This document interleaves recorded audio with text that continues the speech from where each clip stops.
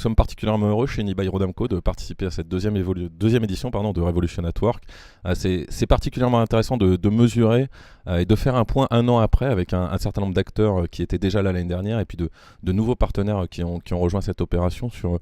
une échelle de temps aussi courte, l'évolution déjà des problématiques des entreprises, quelles qu'elles soient, de petite, de grande taille, autour de la révolution du travail. Si je devais tirer une notion très marquante de cette plénière qu'on a pu avoir tout à l'heure, c'est vraiment le passage de réflexion autour du monde du travail très axé sur des notions personnelles, de bien-être personnel, de rétention des talents, des choses qui étaient soit auto-centrées, soit peut-être un petit peu défensives dans l'appréhension. Aujourd'hui, on parle vraiment de problématiques d'engagement, de cohésion des équipes, d'échange entre les personnes, et c'est vraiment un champ d'investigation et de particulièrement marquant, particulièrement motivant pour les organisations, quelles qu'elles soient, et qui viennent impacter tous nos modes de travail.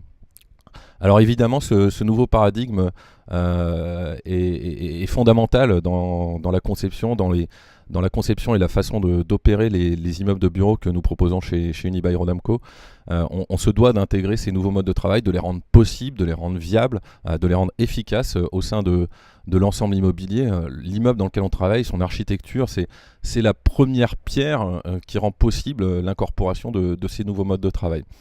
Alors un bon exemple de ce qu'on essaye de faire est juste à côté d'ici, Trinity, dont on a posé la première pierre il y a quelques semaines, et dans lequel on a essayé à travers l'architecture même du bâtiment de rendre possible ces nouveaux modes de travail et leur incorporation. Alors c'est rendu possible par des circulations qui se repassaient au sein de l'immeuble, par l'incorporation de zones de convivialité associées à des duplex pour recirculer, redonner de la communication fluide au sein des tours de bureaux. C'est l'incorporation de lieux en double, en triple hauteur à des endroits inattendus qui viennent permettre de se décadrer et d'avoir une expérience de travail, de créativité qui est inattendue et vraiment propice à la créativité des salariés. Donc vraiment, toutes ces révolutions du travail sont et doivent rester au cœur de la conception de tous les immeubles de bureaux de demain.